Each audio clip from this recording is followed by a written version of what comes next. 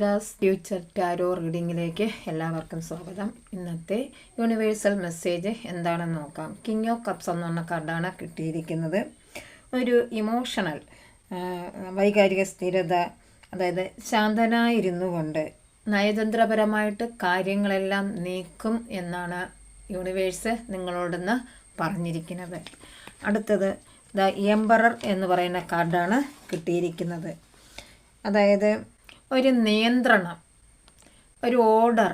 ഇന്ന് നിങ്ങളെല്ലാവരെയും പ്രൊട്ടക്റ്റ് ചെയ്യുന്ന ഒരു ഫാദറായിട്ട് അല്ലെങ്കിൽ ഒരാളായിട്ട് നിങ്ങളിന്ന് മാറും എന്നാണ് യൂണിവേഴ്സ് നിങ്ങളോട് പറഞ്ഞിരിക്കുന്നത്.